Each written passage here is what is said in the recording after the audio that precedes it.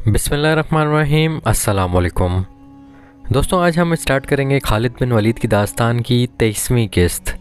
तो जिन दोस्तों ने पिछली किस्तें नहीं देखी वो पिछली किस्तें लाजमी देखें ताकि अगली तमाम किस्तों को समझने के लिए उनको आसानी हो जाए। तो दोस्तों, कहानी स्टार्ट करने से पहले आप लोगों से रिक्वेस्ट है कि हमारा चैनल ज़रूर सब्सक्राइब करें और अगर वीडियो पसंद आए तो लाइक और शेयर ज़रूर करें। तो स्टार्ट करते हैं आज की 23वीं किस्त। यहूदी ने सोने के 3 टुकड़े औरत को दिए और बोला, ये इस इनाम का आधा हिस्सा है जो हम तुम्हें इस वक्त देंगे जब तुम ये पैगाम अबू सुफियान के हाथ में देकर वापस आ जाओगी। अगर मैंने काम कर दिया और ज़िंदा वापस ना आ सकी तो बाकी इनाम तुम्हारे बीमार खावंद को मिलेगा। यहूदी ने कहा, ये औरत किसी भी तारीख में नाम नहीं बताया गया अपने ऊँट और बकरियां चराने के लिए ले गई। इन्हें वो हाँकती जा रही थी। किसी ने भी ना देखा कि ऊँटों की पीठें नंगी थीं, लेकिन एक ऊँटनी सवारी के लिए तैयार की गई थी। इसके साथ पानी का मशकीज़ा और एक थैला भी बंधा हुआ था। औरत इस रेवड़ को शहर से दूर ले गई। बहुत देर गुजर गई तो यहूदी ने इस जवान लड़की को जो घर में थी कहा, वो जा चुकी होगी, तुम जाओ और ऊँटों और बकरियों को शाम के वक्त वापस ले आना। वो लड़की हाथ में गदड़ियों वाली लाठी लेकर बाहर निकल गई, लेकिन वो शहर से बाहर जाने के बजाय शहर के अंदर चली गई। वो इस तरह इधर उधर देखती जा रही थी जैसे किसी को ढूंढ रही हो। वो गलियों में से गुजरी और एक मैदान में जा रुकी। वहाँ बहुत से मुसलमान ढालें और तलवारें लिए तहज़नी की मशक कर रहे थे। एक तरफ शतर दौड़ हो रही थी और तमाशाइयों का भी हजूम था। लड़की इस हजूम के इर्द गिर्द घूमने लगी। ये किसी को ढूंढ रही थी। इसके चेहरे पर परेशानी के आसार थे जो बढ़ते जा रहे थे। इसके कदम तेज़ी से उठने लगे। एक जवान आदमी ने इसे देख लिया और बड़ी तेज़ चलता इसके पीछे गया। करीब पहुंचकर इसने धीमी आवाज़ से कहा, ज़ारिया। लड़की ने चौंक कर पीछे देखा और इसके चेहरे से परेशानी का तासुर उड़ गया। वहीं आ जाओ, ज़ारिया ने कहा और वो दूसरी तरफ चली गई। ज़ारिया को वहाँ पहुँचते खासा वक्त लग गया जहाँ वो औरत ऊँटों और बकरियों को ले जाया करती थी। ऊँट और बकरियाँ वहीं थीं। वो औरत उसकी ऊँटनी वहाँ नहीं थी। ज़ारिया वहाँ इस अंदाज से बैठ गई जैसे बकरियाँ चराने आई हो। वो बार बार उठती और शहर की तरफ देखती थी। इसे अपनी तरफ कोई आता नज़र नहीं आ रहा था। वो एक बार फिर परेशान होने लगी। सूरज डूबने के लिए उफ़ की तरफ जा रहा था। जब वो आता दिखाई दिया, ज़ारिया ने सुकून की आह भरी और बैठ गई। ओह उबैद, ज़ारिया ने इसे अपने पास बिठाकर कहा, तुम इतनी देर से क्यों आए हो? मैं परेशान हो रही हूँ। क्या मैंने तुम्हें परेशानी का इलाज बताया नहीं? उबैद ने कहा, मेरे मज़हब में आ जाओ और तुम्हारी परेशानी ख़त्म हो जाएगी। जब तक तुम इस्लाम कबूल नहीं करती मैं तुम्हें अपनी बीवी नहीं बना सकता।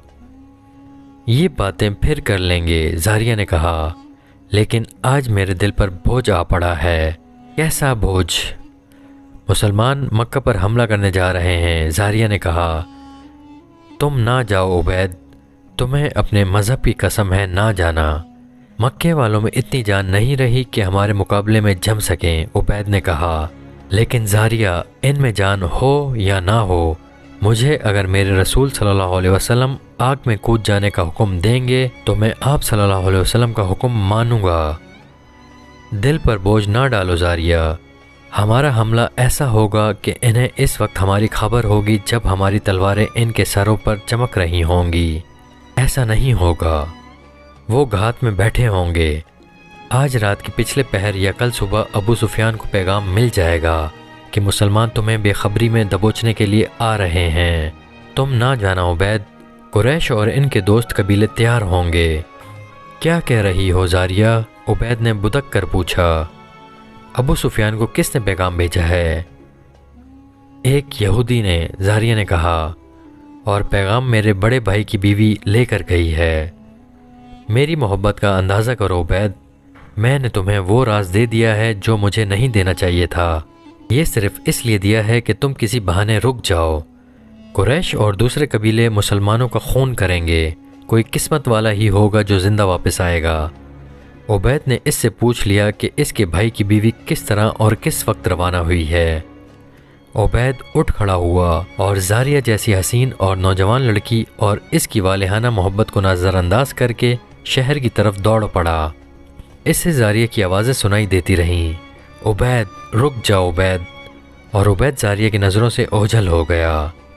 رسول کریم صلی اللہ علیہ وسلم کو پوری تفصیل سے بتایا گیا کہ ایک عورت بڑی تیز رفتار اونٹنی پر ابو سفیان کے نام پیغام اپنے بالوں میں چھپا کر لے گئی ہے، اسے ابھی راستے میں ہونا چاہیے تھا۔ رسول کریم صلی اللہ علیہ وسلم نے اسی وقت حضرت علی رضی اللہ تعالیٰ عنہ اور حضرت زبیر رضی اللہ تعالیٰ عنہ کو بلا کر اس عورت کی اور اس کی اونٹنی کی نشانیاں بتائیں اور انہیں اس عورت کو راستے میں پکڑنے کو بھیج دیا۔ حضرت علی رضی اللہ تعالیٰ عنہ اور حضرت زبیر رضی اللہ تعالیٰ عنہ کے گھوڑے عربی نسل کے تھے اور انہوں نے اسی وقت گھوڑے تیار کیے اور اینٹیں لگا دی۔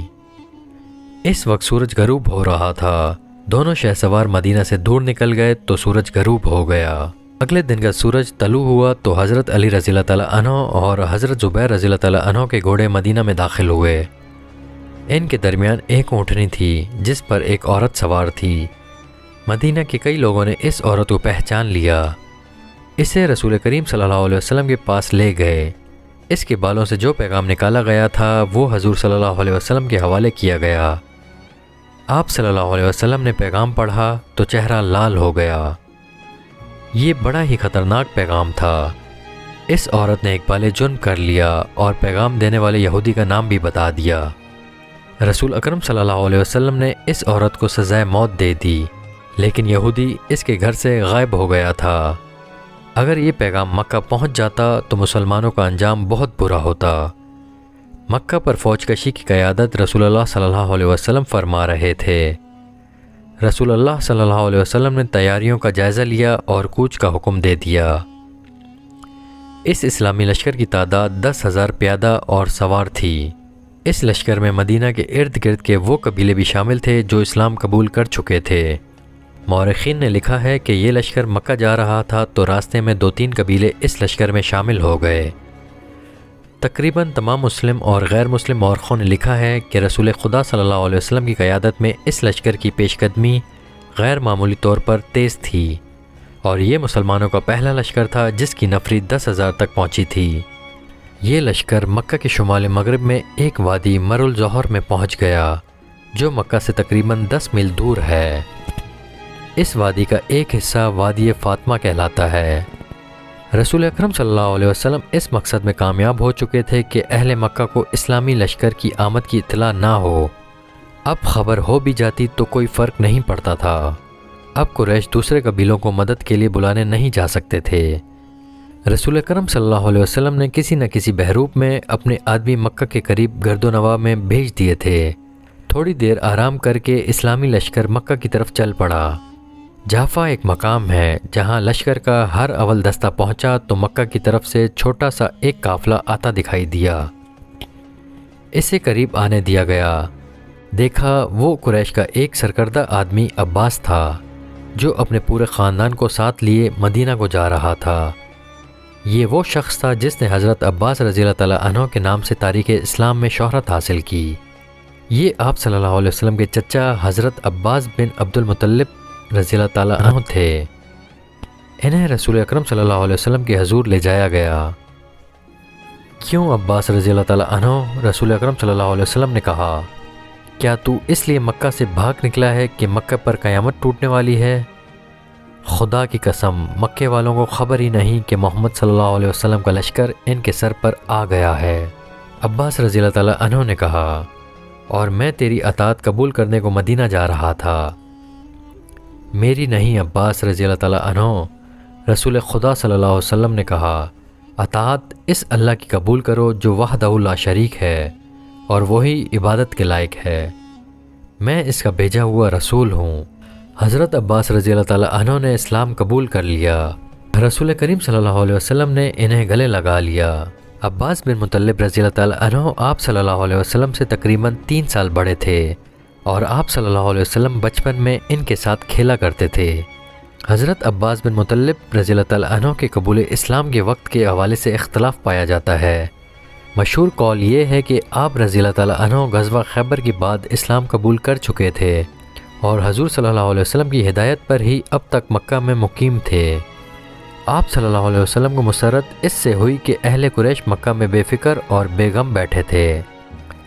حضرت عباس رضی اللہ تعالیٰ عنہ نے جب یہ صورتحال دیکھی تو انہوں نے رسول اللہ صلی اللہ علیہ وسلم سے کہا کہ اہل قریش آخر ہمارا اپنا خون ہے۔ 10,000 کے اس لشکر کے قدموں میں قریش کے بچے اور عورتیں بھی کچلی جائیں گی۔ عباس رضی اللہ تعالیٰ عنہ نے رسول اللہ صلی اللہ علیہ وسلم کو یہ بھی بتایا کہ قریش میں اسلام کی قبولیت کی ایک لہر پیدا ہو گئی ہے، کیا یہ مناسب نہ ہوگا کہ انہیں صلح کا ایک اور موقع دیا جائے؟ رسول اکرم صلی اللہ علیہ وسلم نے عباس رضی اللہ تعالیٰ عنہ سے کہا کہ وہ ہی مکہ جائیں اور ابو سفیان سے کہیں کہ مسلمان مکہ پر قبضہ کرنے آ رہے ہیں، اگر اہل مکہ نے مقابلہ کیا تو کسی کو زندہ نہیں چھوڑا جائے گا، مکہ شہر مسلمانوں کے حوالے کر دیا جائے۔ رسول اکرم صلی اللہ علیہ وسلم نے عباس رضی اللہ تعالیٰ عنہ کو نہ صرف مکہ جانے کی اجازت دی بلکہ انہیں اپنا خچر بھی دیا جو آپ صلی اللہ علیہ وسلم گھوڑے کے علاوہ اپنے ساتھ رکھتے تھے۔ ابو سفیان مدینہ سے جو تاثر لے کر گیا تھا وہ اس کے لیے بڑا ہی ڈراؤنا اور خطرناک تھا۔ وہ تجربہ کار آدمی تھا، وہ مسلمانوں کی شجاعت اور عزم کی پختگی سے بھی واقف تھا۔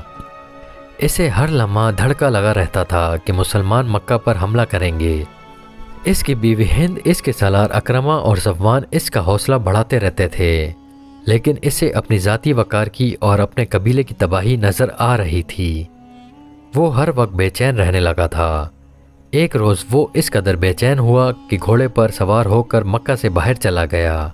اس کی کوئی حس اسے بتا رہی تھی کہ کچھ ہونے والا ہے۔ اس کے دل پر گھبراہٹ طاری ہوتی چلی گئی۔ اس نے اپنے آپ سے کہا کہ ہوگا یہی کہ مسلمان مکہ پر حملہ کرنے آ جائیں گے۔ یہ سوچ کر وہ یہ دیکھنے کے لیے مدینہ کی طرف چلا گیا کہ مدینہ کی فوج آ ہی تو نہیں گئی۔ اسے ایسے محسوس ہو رہا تھا جیسے ہوا کی بو بھی بدلی بدلی سی ہے۔ وہ ان سوچوں میں گم مکہ سے چند میل دور نکل گیا۔ اسے عباس رضی اللہ تعالیٰ عنہ ایک خچر پر سوار اپنی طرف آتے دکھائی دیے۔ وہ رک گیا۔ عباس، اس نے پوچھا، کیا تم اپنے پورے خاندان کے ساتھ نہیں گئے تھے؟ واپس کیوں آ گئے ہو؟ میرے خاندان کی مت پوچھ ابو سفیان، عباس رضی اللہ تعالیٰ عنہ نے کہا۔ مسلمانوں کے 10,000 پیادوں، گھوڑ سواروں اور شتر سواروں کا لشکر مکہ کے اتنے قریب پہنچ چکا ہے جہاں سے چھوڑے ہوئے تیر مکہ کے دروازوں میں لگ سکتے ہیں۔ کیا تو مکہ کو اس لشکر سے بچا سکتا ہے؟ کسی کو مدد کے لیے بلا سکتا ہے؟ صلح کا معاہدہ تیرے سالاروں نے توڑا ہے۔ محمد صلی اللہ علیہ وسلم، جسے میں اللہ کا رسول صلی اللہ علیہ وسلم مان چکا ہوں، سب سے پہلے تجھے قتل کرے گا۔ اگر تو میرے ساتھ رسول اللہ صلی اللہ علیہ وسلم کے پاس چلا جائے تو میں تیری جان بچا سکتا ہوں۔ خدا کی قسم، میں جانتا تھا مجھ پر یہ وقت بھی آئے گا، ابو سفیان نے کہا۔ چل، میں تیرے ساتھ چلتا ہوں۔ شام کے بعد عباس رضی اللہ تعالیٰ عنہ ابو سفیان کو ساتھ لیے ہوئے مسلمانوں کے پڑاؤ میں داخل ہوئے۔ حضرت عمر رضی اللہ تعالیٰ عنہ کیمپ کے پہرے داروں کو دیکھتے پھر رہے تھے۔ انہوں نے ابو سفیان کو دیکھا تو آگ بگولا ہو گئے، کہنے لگے کہ اللہ کے دین کا یہ دشمن ہمارے پڑاؤ میں رسول اللہ صلی اللہ علیہ وسلم کی اجازت کے بغیر آیا ہے۔ حضرت عمر رضی اللہ تعالیٰ عنہ رسول اللہ صلی اللہ علیہ وسلم کے خیمے کی طرف دوڑ پڑے۔ وہ ابو سفیان کے قتل کی اجازت لینے کے لیے گئے تھے، لیکن عباس رضی اللہ تعالیٰ عنہ بھی پہنچ گئے۔ رسول اکرم صلی اللہ علیہ وسلم نے انہیں صبح آنے کو کہا۔ عباس رضی اللہ تعالیٰ عنہ نے ابو سفیان کو رات اپنے پاس رکھا۔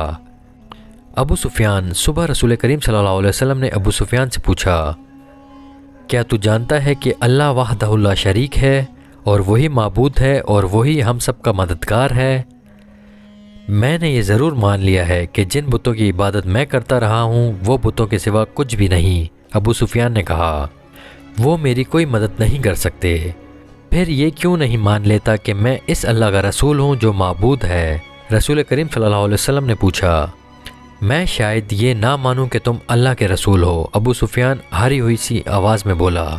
ابو سفیان، عباس رضی اللہ تعالیٰ عنہ نے قہر بھری آواز میں کہا، کیا تو میری تلوار سے اپنا سر تن سے جدا کرانا چاہتا ہے؟ عباس رضی اللہ تعالیٰ عنہ نے رسول کریم صلی اللہ علیہ وسلم سے کہا، یا رسول اللہ صلی اللہ علیہ وسلم، ابو سفیان ایک قبیلے کا سردار ہے، باوقار اور خوددار بھی ہے، یہ ملتجی ہو کے آیا ہے۔ ابو سفیان پر کچھ ایسا اثر ہوا کہ اس نے بے اختیار کہا، محمد اللہ کے رسول ہیں، میں نے تسلیم کر لیا، میں نے مان لیا۔ جاؤ، رسول کریم صلی اللہ علیہ وسلم نے کہا، مکہ میں اعلان کر دو کہ مکہ کے وہ لوگ مسلمانوں کی تلواروں سے محفوظ رہیں گے جو ابو سفیان کے گھر میں داخل ہو جائیں گے، اور وہ لوگ محفوظ رہیں گے جو مسجد میں داخل ہو جائیں گے، اور وہ لوگ محفوظ رہیں گے جو اپنے دروازے بند کر کے اپنے گھروں میں رہیں گے۔ ابو سفیان رضی اللہ تعالیٰ عنہ اسی وقت مکہ کو روانہ ہو گئے، اور رسول اکرم صلی اللہ علیہ وسلم نے صحابہ کرام رضی اللہ تعالیٰ عنہ کے ساتھ اس مسئلے پر تبادلہ خیال شروع کر دیا کہ مکہ میں اکرمہ اور صفوان جیسے ماہر اور دلیر سالار موجود ہیں، وہ مقابلہ کیے بغیر مکہ پر قبضہ ہونے نہیں دیں گے۔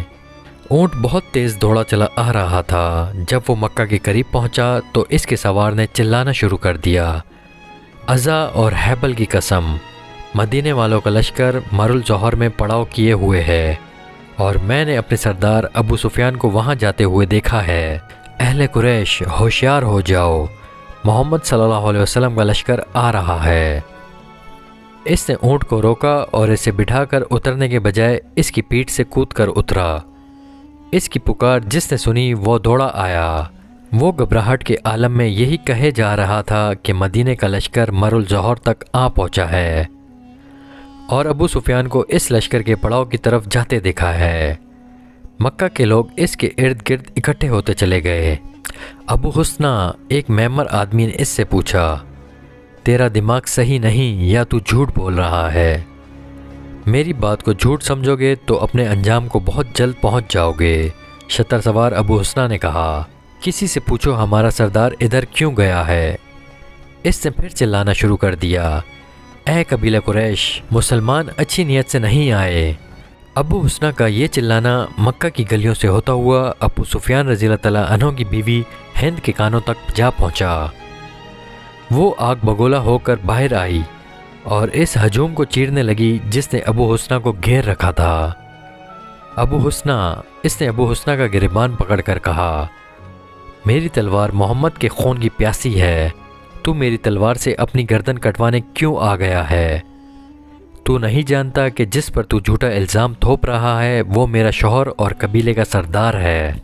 اپنی تلوار گھر سے لے آ خاتون، ابو حسنہ نے کہا، لیکن تیرا شوہر آ جائے تو اس سے پوچھنا کہ وہ کہاں سے آیا ہے۔ اور تو کہتا ہے کہ محمد صلی اللہ علیہ وسلم لشکر لے کر آیا ہے؟ ہند نے پوچھا۔ خدا کی قسم، ابو حسنہ نے کہا، میں وہ کہتا ہوں جو میں نے دیکھا ہے۔ اگر تو سچ کہتا ہے تو مسلمانوں کو موت ادھر لے آئی ہے، ہند نے کہا۔